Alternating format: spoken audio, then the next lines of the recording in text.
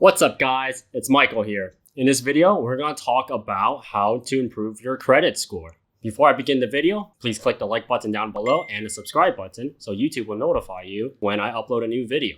Let's get right into it. So why did I bring this topic back up again? So in my previous video I made about a week or two ago, I ordered a Tesla and it's coming in. Then I realized that a credit score plays a very important role in whether or not what type of benefits you receive. A lot of people don't believe in the credit system, but I hate to break it to you, in reality, the credit system is very useful when it comes to making massive and large purchases. So basically anything over the 5-digit mark. So you're looking at $10,000 or more. And when you need a loan or when someone asks for your credit score, for example, when I ordered the Tesla, it makes a huge difference because they check your report. So what I want to cover is what you can do in the beginning just to start up, because a credit score is a long-term gain. It's not something that happens instantly overnight. So how did they check? First, they don't tell you the factors, but they let you know what you can do to show that you are trustworthy. Because at the end, a credit score is basically a backlog history. It may not be, perfect, because nothing is perfect, but it's a backlog or history of whether or not you can successfully make payments or not. So you look at the credit score. It ranges from basically all the way up to 900 and it goes all the way down to whatever number it is.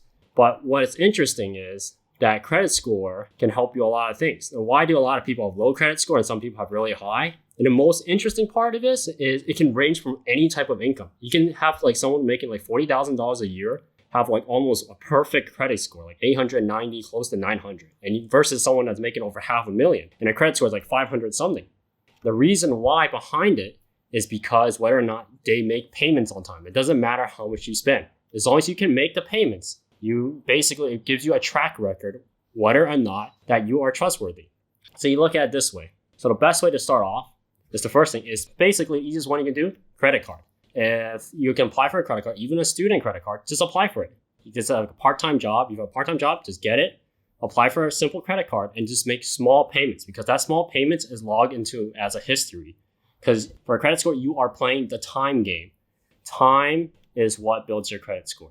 They don't tell you this, but based on experience of a lot of people and everyone else, including myself, time is what builds your credit score. So credit card is one of them. For example, if you get a loan for a house, and you can even ask your parents, if you get a loan for your house, what is their credit score? You can ask them. And you ask them if it's good or bad. If it's bad, okay, then ask them this type of question. I'm pretty sure most of them will answer, would like to answer it, but some of them, may be embarrassed. It's do you make your monthly payments on time? So if your parents' credit score is 500 something, ask them, what type of bills do you have? Do you ever pay them on time? Do you ever incur a late penalty fee? If that's the case, and the best way to change that habit is to, most times now they have reoccurring payment system. So just in case you forget, because eventually you have bills such as your phone bill, then you have the car payment bill, you have the house bill, and it continues to rack up. When that stacks up, you're guaranteed, most people, including myself, are guaranteed to miss a payment. So the best way to fix that is to have a reoccurring payment system. So if they're not setting that up, they should go and set that up. Just every end of the month, usually you can do a week or 2 weeks in advance, just to make sure to pay off your bills, even how small or big they are, just pay it off. Eventually rack up, and if you need to get a loan, you go to basically whatever brokerage or a loan agency, and they see your credit report and your history. They're like, hey, this guy makes payments on time. Doesn't matter how much money you make. As long as you make the payments on time, they know you're trustworthy. That's the most important part, is building trust in your credit score.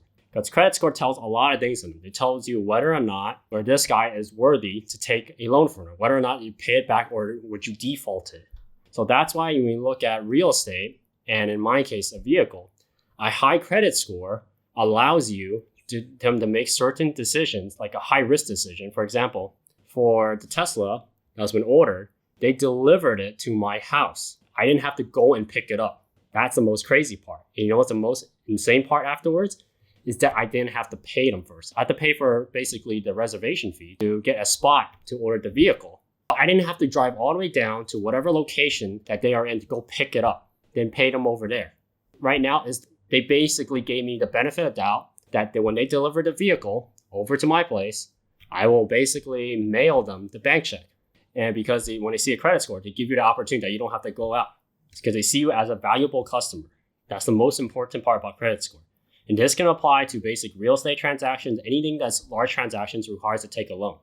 So as long as you pay it back, those monthly payments. And sometimes you can also make a balloon payment too. Just pay it off all at once. So basically take instead of like a 15-year loan, you take a 30-year loan and you pay it back to like 5 years. Also, you have a boatload of cash coming. You can pay it off all at once. Then you won't incur those extra, 15 years of interest that you have to pay. That's another way to do it. You don't have to take the short term. Instead of paying large amounts, you just pay small amounts and ask them to pay a balloon payment all at once.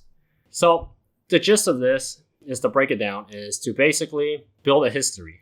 Because in credit score, it's all about history and time. Those two things. Keep in mind, anything you make payments, credit payments that can be logged online, and you can be logged in the system, just apply for it. And if you feel like you're not comfortable in making those payments, like some people say money is the most dominant way, but money won't be dominant if you need to take a loan to like say get a house or maybe get a vehicle to try and invest or some type of investment. You need a loan. That's not the best way because money does not give you a history of backlog. A credit card can help you put a credit score, monthly payments you use for basically paying your house bill, your phone bill, any bills that come on reoccurring, if they can be logged, because money cannot be logged that easily compared to those type of electronic statements, they won't count it in. So that's all I have to say for this video. Make sure to think outside the box. And when next video comes, it's going to be very important because I will log versus the Tesla Model 3 long-range all-wheel drive versus the BMW M340i in 2020 version. That'll be an interesting video because I feel like a lot of people miss out between those spots. So I see you guys next time. Peace.